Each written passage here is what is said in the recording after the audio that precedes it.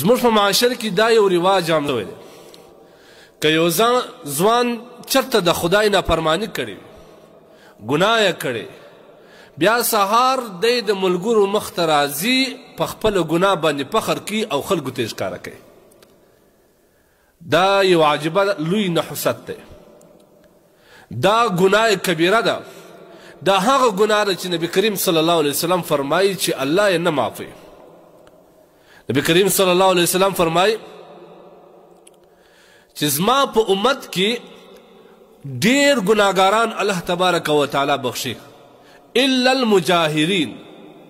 مجاهرین الله نه بخشي صحابه ورته یا رسول الله مجاهر څوک دی نبی کریم صلی الله علیه وسلم وفرمایل ان المهاجر ان يعمل الرجل بالليل عملا یو سړی د شپې یو ګناه وکړي الله تبارک وتعالی د ده پر دې ګناه او پر دې عمل باندې پرده اچولی الله د ده عمل پټ کړي لیکن دی سهار په خپل راولاړېږي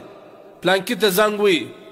یا فلان حدیث کې د الفاظ فیقول یا فلان عملت البارحه کذا وکذا ما خو ماښام وقول العیاذ بالله دا اوس ځوانان هم دغه رقم چېرته چې په یو ګناه اخته سوي یا په یو ګناه کې راغلي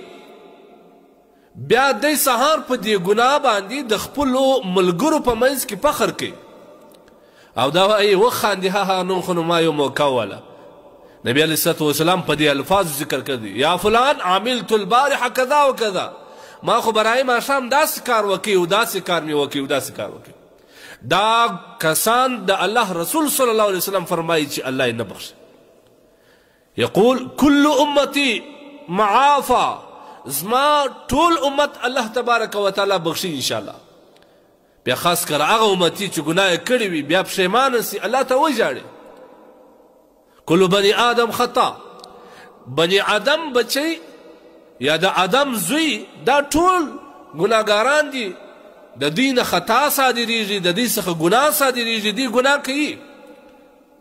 وخیر خطائین التوابون نبی علیه السلام وایي زما په امت کې په هغه ګناهګاران چې هغه پر خپل ګناه باندې پښیمانه وي الله ته وژاړي چې خدایه زه خو نه پوهېدم یا په غلطي کې یا شیطان را باندې وکړي یا د نفس داعیه و زما څه وسو ما معاف کړه الله وایي دا بهترین ګناهګاران دي چې ګناه وکړي د دې څخه خطا وسي بیا دوی الله ته متوجه سي چې خدای ما معاف کړه زما څه وسو زه اوس څه وکړم لیکن زموږ د دې امت طبقه خاص کر ځوانه طبقه دا دونه پر بله خوا روانه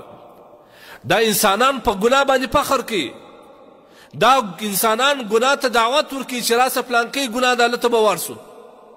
بیا که چیرې یو ګناه سوي وي د شپې په پټه باندې کړي سهار په خپله خوله باندې ښکاره کړي دا کسان نبی کریم صلی الله علیه وسلم فرمایي چې دا الله نه بخشي دا څومره ډېر زموږ په معاشره کې تاسو وګورئ